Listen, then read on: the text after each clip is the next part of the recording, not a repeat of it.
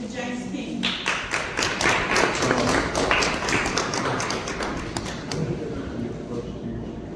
Good morning. I'm very grateful to be here with y'all this morning. I need to apologize in advance. We hit the road before 6 o'clock this morning. I've had 3 cups of coffee, so when it kicks in, I'm going to be like the squirrel from Hoodwink. But until that time, I'll be like a zombie a little bit. But I do appreciate the opportunity to be here this morning. I got one question to ask. Who's excited to watch Donald Trump come to Columbus in 3 weeks from today? Oh man, I tell you what, when I got that email, there was a co-worker 3 doors from me who came running to see if I was all right because I was whooping and hollering so much. I said, "Oh, I'm fine, I promise." But I've never seen the president before, but I have the chance to see him in 3 weeks. I'm excited.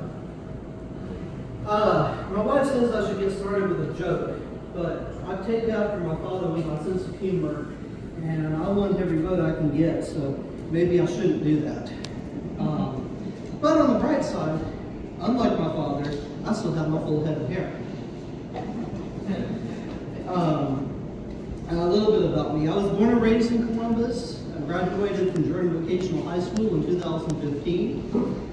I went up north to Northeast Georgia to Troutman University, which is a Southern Baptist college.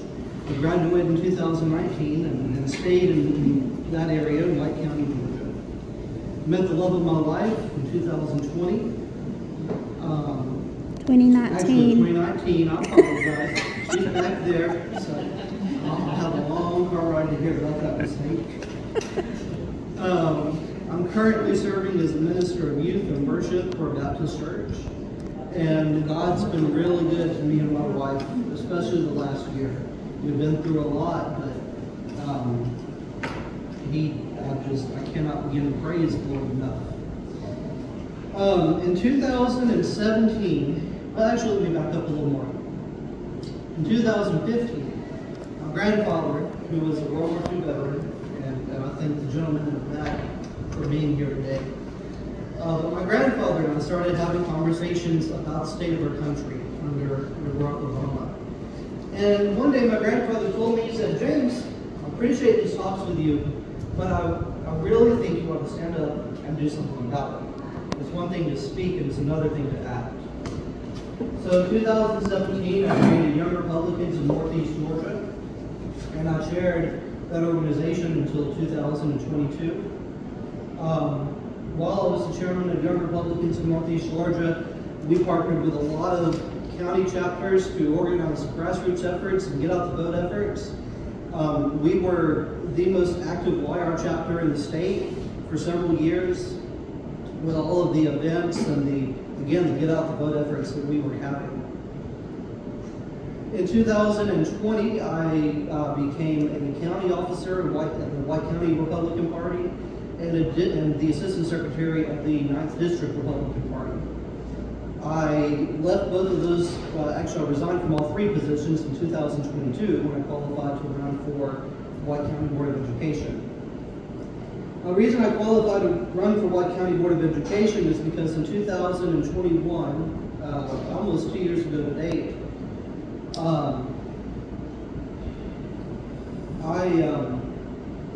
I was serving as a substitute teacher, and I came upon a very concerning flyer on the teacher desk that I was subbing for a group called Warriors for Social Justice. And knowing what social justice is and its ties to critical race theory and concepts like that, I approached an administrator with it that day and shared concerns about it. And, was told that, "Oh no, this isn't, it's nothing." Well, a few weeks later, I was serving in a different school in the same district and saw the same flyer. And I realized that this is more than nothing, and so I shared it a little higher up, and lo and behold, the next business day, that was on a Friday, that Monday afternoon, I got a call that I was being placed on unpaid investigative suspension. I was fired at the end of the week. So I did a little more digging and realized that this was something that was going on at every school in the county. that involved the superintendent herself, and shared my concerns with the next group that I thought would be appropriate to share those concerns with, the Board of Education, the Republican-led Board of Education. And what resulted was 5 or 6 months of the most intensive amount of harassment and threats and bullying and slander that my wife and I have endured. And she was targeted too, even though she never spoke to anybody. And I realized that, we have a major problem. Even in White County, which voted 85% for Donald Trump, you would not expect something like that to happen up there. And so I ran for school board, and after this time last year, after the election, I kind of walked away from politics. With everything we had went through, seeing friends, Republican friends, just abandon me through that process, I was, to be honest, disillusioned with a lot of what was going on. But then, in November, if you remember, we all turned on our TV one morning and woke up to the news that there had been a raid on Mar-a-Lago. And I said, well, I cannot sit idly by anymore and watch as our country is continuing to be corrupted and our institutions perverted by this administration in D.C. I told my wife, I said I needed to stand up and do something, and she said, no, you just become a ministry. At least let's pray about this. So we prayed for 3 or 4 months. That was actually about 2 weeks before the end of the qualifying period that my wife actually said, I've been praying about it, and God's convinced me that you need to run. She said, I'm not sure that you'll win, but you've got to do something, and I think this is a good path for it to happen. And so I qualified, and here I am today. I've realized through this process that there are a lot of issues facing our party, our state party right now. There's so much infighting and instability. We've got to come together as a party. See, I want to place emphasis on the grassroots organizations because I've been there recently. Again, I've partnered repeatedly with multiple county chapters for these Get Out the Vote efforts. We sent volunteers to their events. They helped me with mine. Repeatedly, we would partner with multiple county chapters at the same time. So I understand the value that the grassroots organizations bring to the table. And I want to make sure that the 6 officially recognized GOP allied organizations have a greater seat at the table. And even if there's not, say for example, a YR chapter in your county, there's YR chapters in every congressional district. And we were, again, a white county, but we partnered with Brayton County, Habersham, Lumpkin. We partnered with all the counties around us as often as we could. I want to make sure that every county chapter has the resources and the support that they need to be successful. One thing I've gotten, especially recently, from a lot of county chairs is that their phone calls are being ignored. Their emails go unanswered, and that's unacceptable. As a state, we will be victorious by what happens locally. We're not going to take back the Senate by what happens from the top down. We take back our state, we take back our country by what happens from the ground up. And we need leadership in the state to understand this, and we will work to promote that. And so one of my first priorities will be to, again, to ensure that there's effective communication between the state and the county chairs, and to ensure that every county has access to trainings and similar resources for grassroots efforts, for poll watching, for similar things, and has access to updated voter registration rules.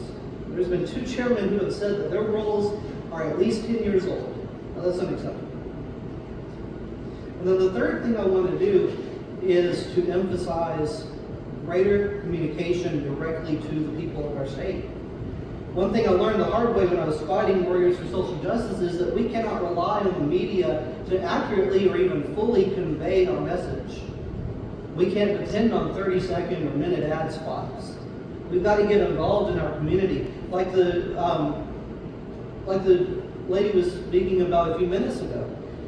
Getting out there and doing simple things even to show that we truly are the party that cares. We're not the stereotype that the left would have you believe. I mean, I'm 26 years old. If we were going on the stereotype of the left, I would not be speaking here today. I would be at a Democrat convention.